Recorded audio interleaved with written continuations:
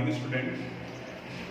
पिछले वीडियो में हम लोग इंटरनल एनर्जी और इंथैल्पी के बारे में बात किए थे। इंथैल्पी टर्म इंट्रोड्यूस किया था। आज यहाँ पर समझने की कोशिश करते हैं कि एक्चुअली इंटरनल एनर्जी और इंथैल्पी दोनों को जूल में रिप्रेजेंट करते हैं, दोनों एनर्जी का ही फॉर्म है। तो दोनों के बीच में बेसिक डिफरेंस कहाँ पर है, किस कंडीशन में हम लोग एनर्जी को, हीट एनर्जी को इंथैल्पी कहेंगे और किस कंडीशन में हम लोग उसे इंटरनल एनर्जी कहेंगे। इसके लिए एक डिराइवेशन करते हैं। सबसे पहले हम लोग इंटरनल एनर्जी लेकर के चलते हैं, यानी कि डेल्टा यू को लेकर के चलते हैं। हम लोग को पता है, we know the relation delta U is equal to Q plus W होता है और delta U is equal to Q minus P into delta V. अब ये रिलेशन आपको याद आ रहा होगा, पिछले क्लास में हम लोग इसको डिराइव किए हैं। W is equal to minus P into delta V होता है। अब यहाँ एक कंडीशन डालते हैं लोग, इफ वॉल्यूम रिमेन कांस्टेंट, यानी कि अगर वॉल्यूम को हम लोग कांस्टेंट कर देते हैं, इफ वॉल्यूम रिमेन कांस्टेंट, तो जब वॉल्यूम को कांस्टेंट कर दिए तो उस कंडीशन में डेल्टा भी का वैल्यू जीरो हो जाएगा, यानी ये पार्ट जीरो। और ध्यान से थोड़ा सा देखो, डेल्टा भी का वैल्यू जीरो, तो जीरो इंटू पी करेंगे तो ये पूरा पार्ट जीरो हो जाएगा। एक स्टेप बढ़ते हैं आगे, delta U is equal to Q minus P into zero, P into zero zero, और delta U is equal to Q, यानी change in internal energy heat energy के बराबर है। किस कंडीशन में, जब वॉल्यूम को हम लोग कांस्टेंट करते हैं। अब एक दूसरे रिलेशन का, अब ये था इंटरनल एनर्जी के साथ में रिलेशन। अब इंथैल्पी के साथ में रिलेशन देखते हैं। We know H is equal to U plus P into V। अब स्टार्ट किए थे इंथैल्पी, तो यहीं से टर्म आया था, enthalpy is equal to the sum of internal energy and product of pressure and volume. Delta H अगर करेंगे तो ये वैल्यू हो जाएगा delta U plus delta P into V। और देखो, delta H would be equal to delta U की जगह पर Q minus P into delta भी लिख सकते हैं। तो डेल्टा U की जगह पर लिख दिए Q minus P into delta भी प्लस, अब यहां ब्रैकेट को हटाओगे तो पिछले क्लास में बताए थे कि एक बार में प्रेशर के साथ चेंज आएगा और एक बार में वॉल्यूम के साथ।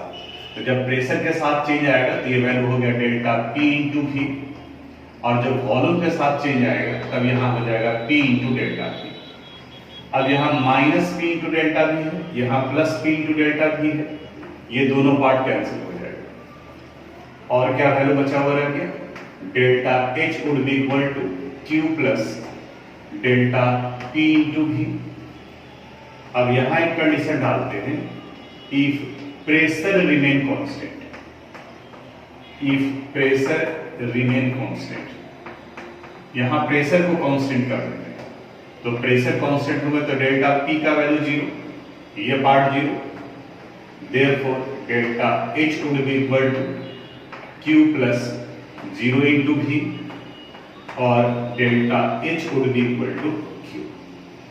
अब बिल्कुल एकदम ध्यान से समझना, बेसिक कंसेप्ट यहीं पर। यहां heat energy change in internal energy के बराबर है और यहां heat energy change in enthalpy के बराबर है। दोनों जगह पर हीट एनर्जी ही है, लेकिन कंडीशन कहां पर चेंज है। इस जगह पर वॉल्यूम को कांस्टेंट किया गया है और यहां पर प्रेशर को कांस्टेंट किया गया है। इसलिए इसे रिप्रेजेंट करने के लिए जहां वॉल्यूम कांस्टेंट है तो वहां हम लोग छोटा सा सबस्क्रिप्ट में G लगा देते हैं। इसका कोई मैग्नीट्यूड नहीं है, यहाँ Q, इसके लिए हम लोग P लगा देते हैं। ये P का कोई वैल्यू नहीं है, फिर ये हीट एनर्जी ही है। ये सिर्फ इंडिकेट करता है कि दोनों हीट एनर्जी कहाँ है। ये हो गया heat energy at constant volume and ये हुआ heat energy at constant pressure. फिर से ये हीट एनर्जी ही है, Q ही है, लेकिन एक बार में प्रेशर को कांस्टेंट किए हैं और दूसरी बार में वॉल्यूम को कांस्टेंट किए हैं, तो इसलिए उसके रिप्रेजेंटेशन में, हीट एनर्जी के रिप्रेजेंटेशन में कांस्टेंट वॉल्यूम पर V लगा दिए यानी कि QV हो गया, और ये P लगा दिए यानी कि QP हो गया। ये P और V सिर्फ ये इंडिकेट करता है कि यहाँ वॉल्यूम कांस्टेंट है और यहाँ प्रेशर कांस्टेंट है, इसका कोई वैल्यू नहीं होता है, इसका कोई मैग्नीट्यूड नहीं है, ये Q ही है, हीट एनर्जी ही है। अब इसके बाद में इन दोनों को देखो, इसका मतलब ये हुआ कि अगर कोई केमिकल रिएक्शन किसी क्लोज्ड कंटेनर के अंदर में करा रहा है तो उस क्लोज्ड कंटेनर के अंदर में वॉल्यूम कांस्टेंट हो गया, और इस कांस्टेंट वॉल्यूम पर जो भी एनर्जी एब्जॉर्ब या रिलीज होगा उसे हम लोग डेल्टा यू से रिप्रेजेंट करेंगे।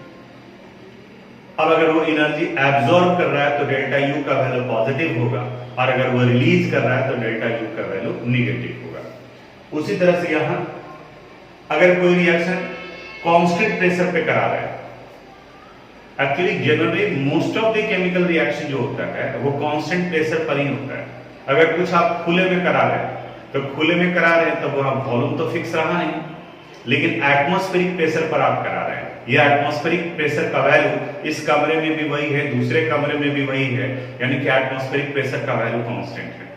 यानी कि अगर कोई रिएक्शन खुले में हो रहा है, it means the reaction take place at constant pressure, और उस कंडीशन में जो भी एनर्जी चेंज होगा, जो भी एनर्जी एब्जॉर्ब या रिलीज होगा, उसे हम लोग एंथैल्पी चेंज करते हैं, यानी डेल्टा H से रिप्रेजेंट करते हैं।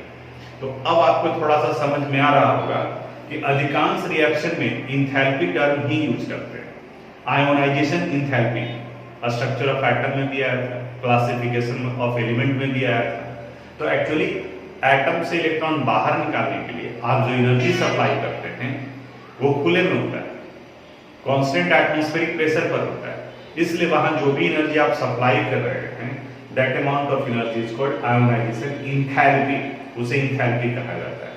तब बेसिक पार्ट ये आया कि अगर कांस्टेंट प्रेशर पर एनर्जी एब्जॉर्ब या रिलीज हो रहा है तो उसको एंथैल्पी कहेंगे, कांस्टेंट वॉल्यूम पर एनर्जी एब्जॉर्ब या रिलीज हो रहा है तो उसे इंटरनल एनर्जी चेंज करेंगे, यानी कि डेल्टा यू। तो ये ऑब्जेक्टिव टाइप ऑफ क्वेश्चन में भी बहुत इंपॉर्टेंट क्वेश्चन है, पूछ दिया जाता है what is difference between the heat change in a closed container. तो आपको दिमाग लगाना होगा, कंटेनर क्लोज्ड है, इसका मतलब वॉल्यूम फिक्स्ड है, तो फिक्स्ड वॉल्यूम पर जो भी एनर्जी चेंज होगा वो इंटरनल एनर्जी चेंज, और खुले में अगर करा रहे हैं प्रेशर कांस्टेंट है तो वहां जो एनर्जी चेंज होगा that is called enthalpy change. ये डेरिवेशन है, इसको आप अपनी कॉपी में नोट कीजिएगा और कंसेप्चुअल पार्ट। अब हम लोग आते हैं एक्सोथर्मिक एंड एंडोथर्मिक रिएक्शन पर। ये टर्म आपके लिए नया नहीं है, अंडर 10th क्लासेस में भी आप पढ़े हैं, डेफिनेशन बिल्कुल वही है, थोड़ा सा रिप्रेजेंट करने का तरीका बदलेगा। पहले जो आप अंडर 10th में पढ़े उसको हम लोग याद करते हैं। वैसे केमिकल रिएक्शन जहां हीट एनर्जी रिलीज होता है, बाहर निकलता है, उसे एक्सोथर्मिक रिएक्शन कहते हैं। While the reaction in which we supply heat energy to complete the reaction is called endothermic reaction. यहाँ जहां हीट एनर्जी, इट मींस जहां हीट एनर्जी इवॉल्व आउट होता है, बाहर निकलता है, उसे हम लोग एक्सोथर्मिक कहते हैं, और जहां हीट एनर्जी हम लोग सप्लाई करते हैं उसे एंडोथर्मिक रिएक्शन कहते हैं। जैसे एक्सोथर्मिक और एंडोथर्मिक का एक एग्जांपल आपको लेकर के चलते हैं। सबसे पहले हम लोग एक्सोथर्मिक रिएक्शन के बारे में बात करते हैं। एक्सोथर्मिक रिएक्शन डेफिनेशन आपको बताया, the chemical reaction in which heat energy is evolved out, यानी कि जहां हीट एनर्जी बाहर निकलता है। For example, carbon bonds in the presence of oxygen to form carbon dioxide, it release 393.5 kilojoule of heat energy.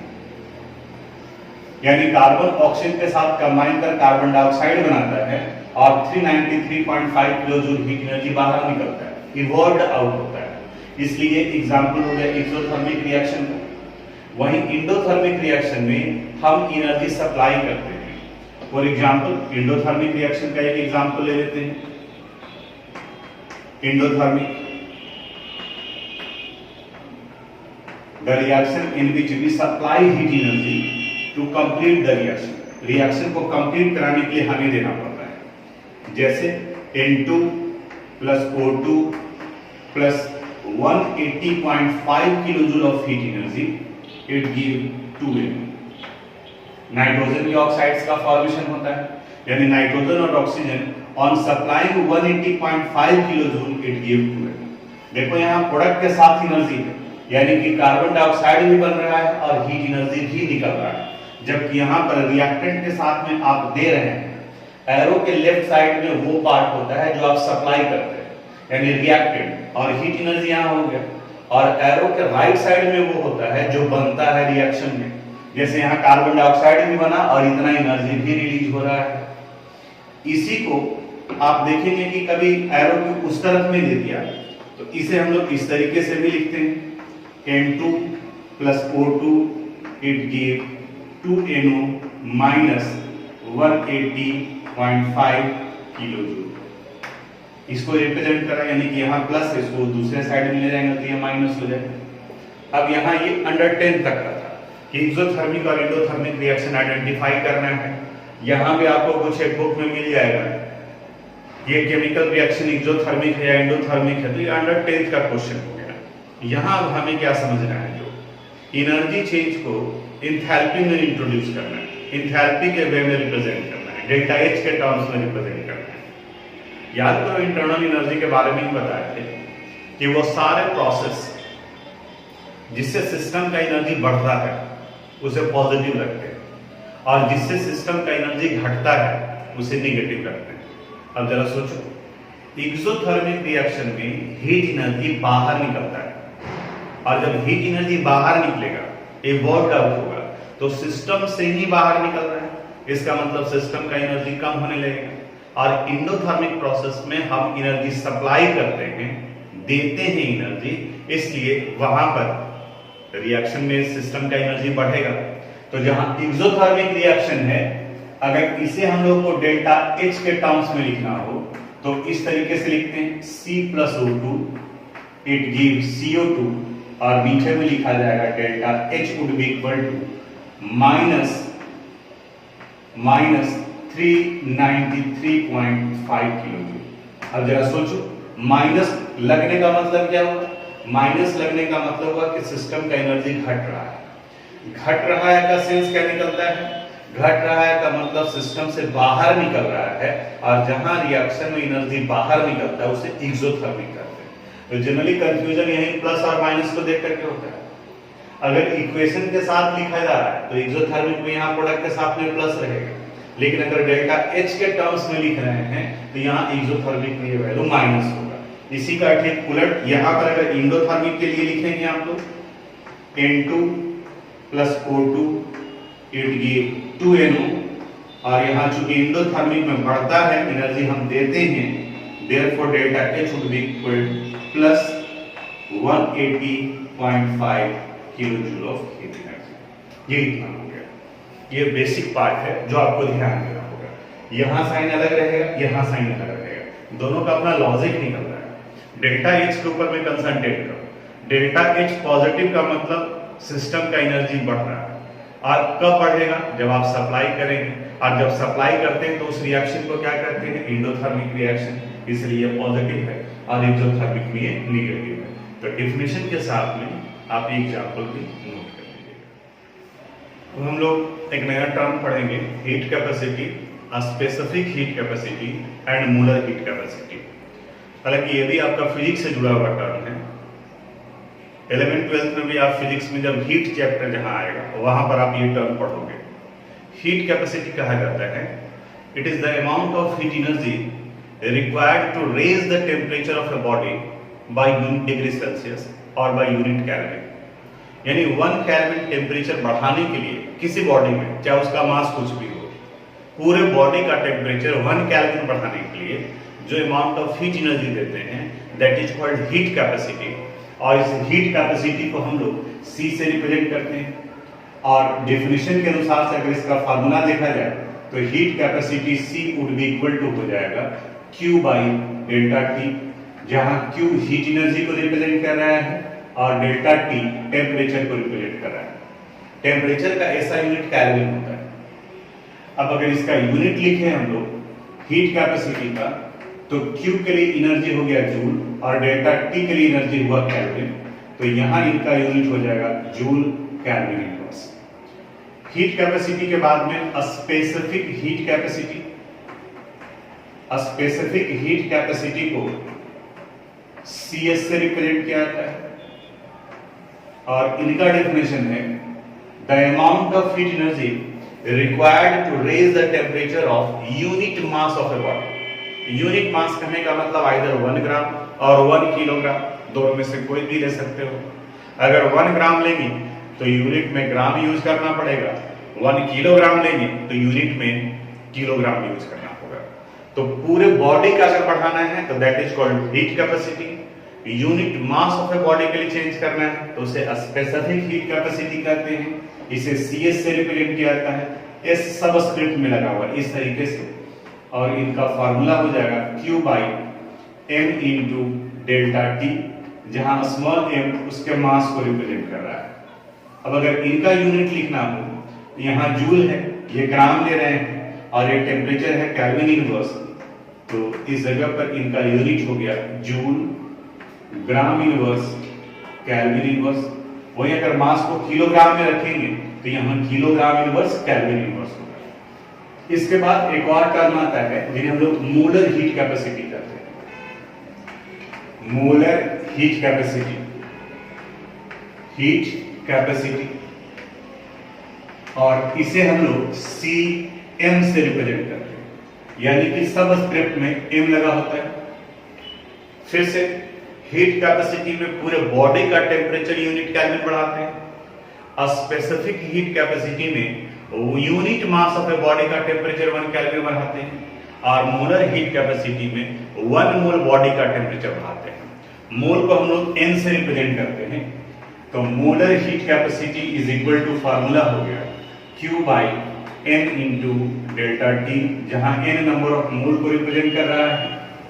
और इसके लिए अगर यूनिट लिखेंगे, यहाँ जूल, ये मोल और ये केल्विन, तो इनका यूनिट हो गया joule mole inverse kelvin inverse. तीनों का डेफिनेशन देखो, the energy required to raise the temperature by 1 kelvin is called heat capacity. The energy required to raise the temperature of unit mass of a body is called heat, a specific heat capacity, and the heat energy required to raise the temperature of 1 mole of a body is called molar heat capacity. अब ये heat capacity, molar heat capacity और specific heat capacity, ये सभी एक दूसरे के साथ में रिलेटेड होते हैं। अब उनके बीच के रिलेशन को देखते हैं। पहले आप यहाँ तक इसको नोट करें। अब हम लोग heat capacity, specific heat capacity and molar heat capacity, इनके बीच के रिलेशन को देखते हैं। क्या रिलेशन है एक दूसरे के साथ में? जैसे अभी हम लोग पढ़े, एक फार्मूला हो गया heat capacity is equal to Q by delta T, heat energy by temperature.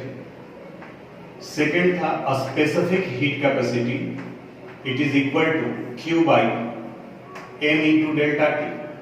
अब जरा गौर से देखो, Q by delta T C के बराबर है, तो यहाँ Q बाई डेल्टा T की जगह पर अगर हम लोग C रखते हैं तो यहाँ specific heat capacity would be equal to हो जाएगा C बाई M, यानी ये रिलेशन निकल गया specific heat capacity and heat capacity के बीच में। थर्ड है molar heat capacity, it is equal to Q by N into delta T। N number of mole को रिप्रेजेंट करता है और मोल इज इक्वल टू होता है मास बाई मोलर मास, तो Q बाई इस N की जगह पर mass by molar mass into delta T कर दिए। अब देखो ये अगले स्टेप में मोलर मास यहाँ चलाएगा, यानी इसकी जगह पर लिख सकते हैं हम लोग Q इंटू मोलर मास।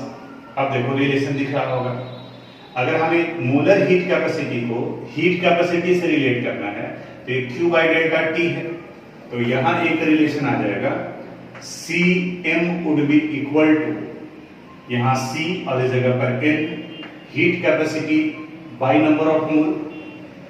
अगर मोलर हीट कैपेसिटी को स्पेसिफिक हीट कैपेसिटी से रिलेट करना है तो Cm इज इक्वल टू है Q into M by delta T into M।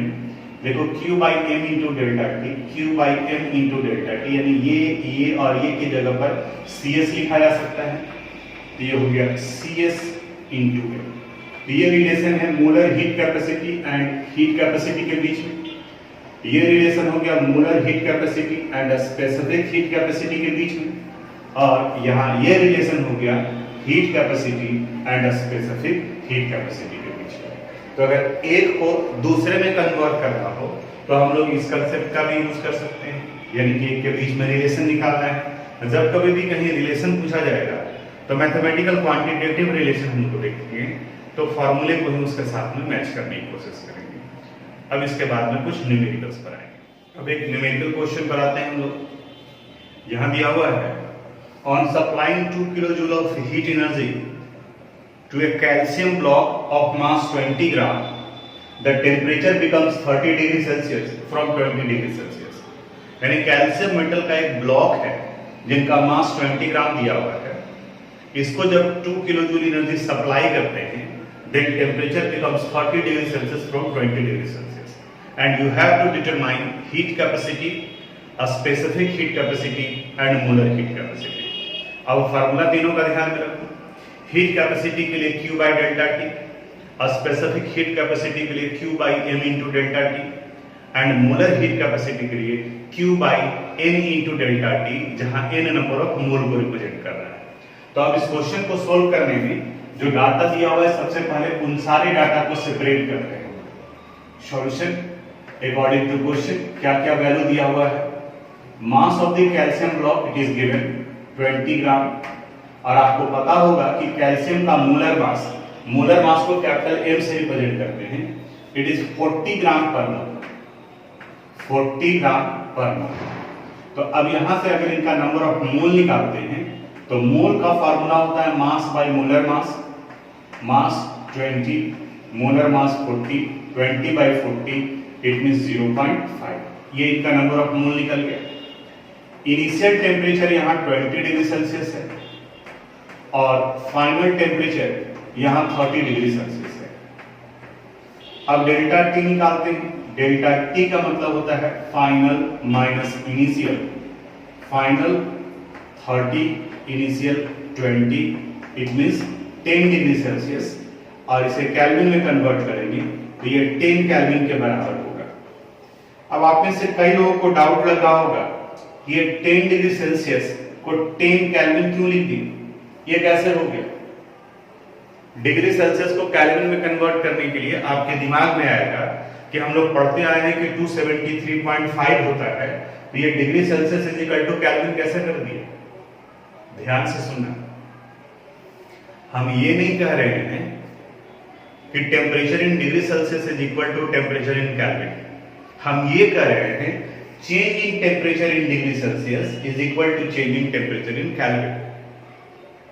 यानी अगर चेंज निकालना है तो जो वैल्यू डिग्री सेल्सियस में होगा वही वैल्यू केल्विन में भी होगा। निकाल के दिखाते हैं तब आपको समझ में आएगा कि हम क्या बताना चाह रहे हैं। बोर्ड पर यहां थोड़ा सा ध्यान से देखो। इनिशियल टेम्परेचर 20 डिग्री सेल्सियस है। अगर इसे केल्विन में निकालना हो तो 273 ऐड करोगे तो ये 293 केल्विन होगा। फाइनल टेम्परेचर 30 डिग्री सेल्सियस है। इसे अगर केल्विन में निकालेंगे तो ये वैल्यू 303 केल्विन हो जाएगा। अब डेल्टा टी का वैल्यू निकालना है तो delta T is equal to TF minus TI, तो 303 minus 293 it would be equal to 10 kelvin. देखो तो अभी निकल कर आया। यहां भी ये वैल्यू 10 डिग्री सेल्सियस ही था, और जब केल्विन में इनको कन्वर्ट किए, यहां भी इसको केल्विन में कन्वर्ट किए, तो भी डेल्टा टी का वैल्यू कितना आ गया, 10 केल्विन ही आ गया। और गलती वही हो जाता अगर 10 डिग्री सेल्सियस और इसके नीचे में 283 केल्विन रख देते, जो कि जनरली जल्दीबाजी में करता है। अगर टेम्परेचर को कन्वर्ट करना है तो हम भी तो यहां कन्वर्ट किए, डिग्री सेल्सियस का इसको केल्विन में कन्वर्ट किए तो 273 तो ऐड किए, यहां भी ऐड किए। तो ध्यान ये देना है कि अगर चेंज निकालना है तो जो चेंज डिग्री सेल्सियस में होगा वही चेंज आपका केल्विन में भी होगा। तो इस वाले पार्ट को याद रहे आपको कि हाँ ये कंसेप्ट है, इसे आप इसी तरीके से यहाँ पर नोट कर लीजिएगा साइड में कहीं, और इसे बॉक्स में आप कर देना, क्योंकि ये जनरली मिस्टेक होता है, जल्दीबाजी में स्टूडेंट इस तरीके का मिस्टेक करता है। अब हम लोग न्यूमेरिकल्स पर आते हैं। हमें heat capacity, specific heat capacity और मोलर हीट कैपेसिटी निकालना है। तो first heat capacity C is equal to Q by delta T। एक और पार्ट था Q, वो छोड़ दिए थे, यहाँ फिर लिख लेते हैं Q is equal to 2 kilo joule, इसको जूल में कन्वर्ट कर दो तो 2 kilo joule, it means it is 2000 joule. अब वैल्यू पुट करो, Q का वैल्यू हो गया 2000 और डेल्टा T का value 10, it means 200 joule kelvin inverse. ये वैल्यू आ गया हीट कैपेसिटी का। सेकेंड था specific heat capacity, it is equal to Q by N into delta T। Q का वैल्यू 2000, मास का वैल्यू 20 ग्राम इंटू 10, देखो 0 0 0 0 कट गया, यहाँ 20 और यहाँ 2 है तो ये 10 टाइम्स, यानी वैल्यू आ गया 10 जूल ग्राम इनवर्स केल्विन इनवर्स, क्योंकि आप यहाँ मास जो ले रहे हैं वो ग्राम में ले रहे हैं। आप चाहते तो आप इसका भी वैल्यू यूज कर सकते थे। अभी जो हम लोग निकाले थे specific heat capacity is equal to C by M, तो C का वैल्यू 200 और M 20 था तो 200 बाई 20 करेंगे तो भी 10 आएगा, दोनों में से कोई यूज कर सकते थे। Third molar heat capacity Q by N into delta T। Q का वैल्यू 2000, नंबर ऑफ मोल कितना दिया हुआ है यहां पे 0.5 और डेल्टा T का वैल्यू 10, 0 0 कैंसिल हो गया तो 200 डिवाइडेड बाय 0.5 करेंगे तो ये वैल्यू हो गया 400 joule mole inverse kelvin inverse. तो ये तीन वैल्यू निकल गया। एक आ गया ये आपका ये हीट कैपेसिटी का वैल्यू, ये आ गया स्पेसिफिक हीट कैपेसिटी का वैल्यू, और यहाँ ये आ गया मोलर हीट कैपेसिटी का वैल्यू। यूनिट तीनों में अलग अलग है क्योंकि तीनों अलग अलग फिजिकल क्वांटिटी है, तो इनका भी ध्यान दीजिएगा। इस क्वेश्चन को आप अपनी कॉपी में नोट कर लीजिएगा और हम समझते हैं कि इस तरीके का क्वेश्चन अब आप बना सकते। इसी हीट कैपेसिटी, स्पेसिफिक हीट और मोलर हीट कैपेसिटी से रिलेटेड एक आपके एक्सरसाइज में एनसीईआरटी के बुक में क्वेश्चन दिया हुआ है। Exercise question number 6.9। क्वेश्चन क्या है, जो नंबर बता दिए तो आप क्वेश्चन देखोगे भी। तो यहाँ करा है how many kilo joule of heat energy is required, how many kilo joule of heat energy is required, यानी कि Q का वैल्यू निकालना है on 60 gram of aluminium to raise its temperature from 35 degree Celsius to 55 degree Celsius, और molar heat capacity का value दिया हुआ है 24 joule mole inverse kelvin inverse. अब इसे सोल्व करना है हम लोगों को। तो सोल्व करने के लिए मेथड बताया कि सबसे पहले जो इंफॉर्मेशन दिया हुआ है वो डाटा सेपरेट करो आप। तो अकॉर्डिंग टू क्वेश्चन आपको निकालना है how many kilo joule of heat energy, यानी कि पहले जूल में निकालेंगे और 1000 से डिवाइड कर देंगे, किलो जूल हो जाएगा। मास एल्यूमिनियम का दिया हुआ है इट इज 60 ग्राम। एल्यूमिनियम का मोलर मास आपको याद रखना चाहिए, इट इज 27 ग्राम पर मोल। तब यहाँ नंबर ऑफ मोल निकालो, mass by molar mass 60 divided by 27, और इसको डिवाइड करोगे तो ये वैल्यू आता जाएगा 2.2222, तो ये 2.22 लेंगे। इनिशियल टेम्परेचर यहाँ दिया हुआ है 35 डिग्री सेल्सियस, फाइनल टेम्परेचर है 55 डिग्री सेल्सियस। डेल्टा T का वैल्यू निकालो, TF minus TI, 55 minus 35 it is 20 degree Celsius, और ये 20 डिग्री सेल्सियस 20 केल्विन के बराबर होता है। Delta T molar heat capacity दिया हुआ है वो वैल्यू भी लिख लेते हैं, it is 24 joule mole inverse kelvin inverse. अब फार्मूला देखो, मोलर हीट कैपेसिटी का फार्मूला हम लोग पढ़ेंगे Q by N into delta T। यहां से अगर Q निकालेंगे तो Q would be equal to molar heat capacity into number of moles into delta T। Molar heat capacity का वैल्यू है 24,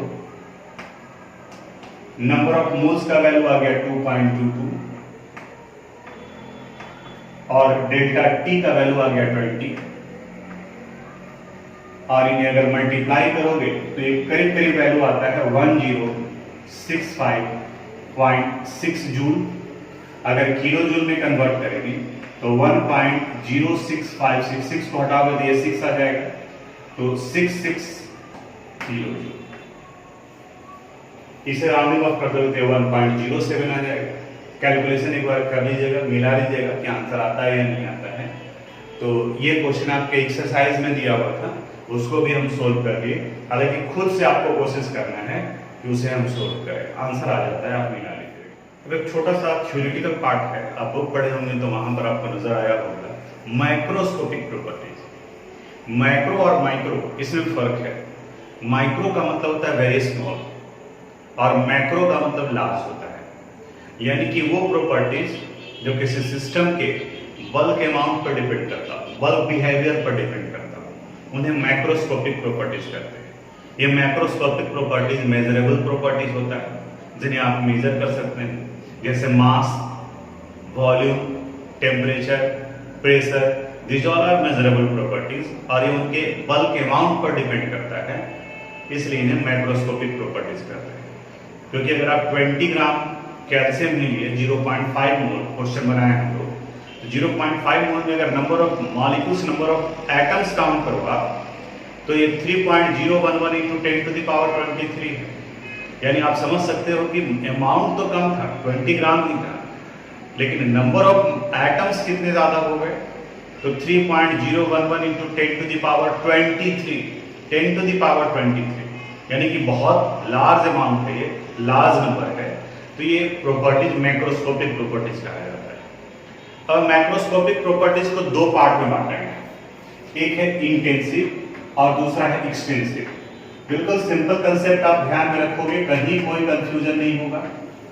इंटेंसिव प्रॉपर्टीज को आप इंटरनल से मान करके शुरू, यानी कि उसके अंदर का, यानी कि किसी भी सिस्टम का वो प्रॉपर्टीज जो उनके अमाउंट पर डिपेंड नहीं करता हो, उन्हें इंटेंसिव कहते हैं, और जो उनके अमाउंट पर डिपेंड करता हो उसे एक्सटेंसिव कहा जाता है। यानी कि दूसरा प्रॉपर्टी है extensive properties. Extensive, intensive and extensive. जैसे एक छोटा सा एग्जांपल लेते हैं, आप एक गिलास पानी लो, may be it is 200 millilitre, और एक बड़े से कंटेनर में लिए 5 लीटर, तो यहाँ 200 मिलीलीटर और ये 5 लीटर। अगर हम आपसे ये पूछे कि बताओ इसका बॉइलिंग पॉइंट कितना होगा और इनका बॉइलिंग पॉइंट कितना होगा, तो दोनों कंडीशन में बताओगे कि जो आप कम अमाउंट में वाटर लिए हैं वहां भी बॉइलिंग पॉइंट 100 डिग्री सेल्सियस ही होगा, और जो 5 लीटर है यहाँ भी बॉइलिंग पॉइंट का वैल्यू 100 डिग्री सेल्सियस ही होगा। इसका मतलब ये हुआ कि किसी सिस्टम का बॉइलिंग पॉइंट उनके अमाउंट पर डिपेंड नहीं कर रहा है, क्योंकि अगर अमाउंट पर डिपेंड कर रहा होता तो इसका अलग हो जाता और इनका अलग हो जाता। तो ये बॉइलिंग पॉइंट इंटेंसिव प्रॉपर्टीज के एग्जाम्पल में आए। वहीं अगर हम लोग मास के बारे में बात करें तो यहाँ ये 200 मिलीलीटर है, यहाँ ये 5 लीटर है, तो अगर पूछे कि दोनों का मास बताओ सेम होगा या अलग अलग होगा, तो आप बताओ कि 200 मिलीलीटर का मास कम होगा और 5 लीटर का मास ज्यादा होगा। इसका मतलब ये वॉल्यूम, मास इनके अमाउंट पर डिपेंड करता है, और जो प्रॉपर्टीज अमाउंट पर डिपेंड करता हो उन्हें एक्सटेंसिव, और जो अमाउंट पर डिपेंड नहीं करता हो उन्हें उसको हम लोग इंटेंसिव करते हैं। यानी कि एक छोटा सा एग्जांपल बता दी, ये इंटेंसिव का एग्जांपल होगा बॉइलिंग पॉइंट, एक्सटेंसिव का एग्जांपल हो गया मास, और यहाँ पर आप डेंसिटी भी ले सकते हैं। डेंसिटी भी फिक्स होता है, चाहे आप 1 लीटर वाटर लें या 1000 लीटर वाटर लें, वाटर का डेंसिटी 1 ग्राम पर मिलीलीटर होता है रूम टेम्परेचर पर, तो दोनों कंडीशन में डेंसिटी का वैल्यू सेम ही होगा।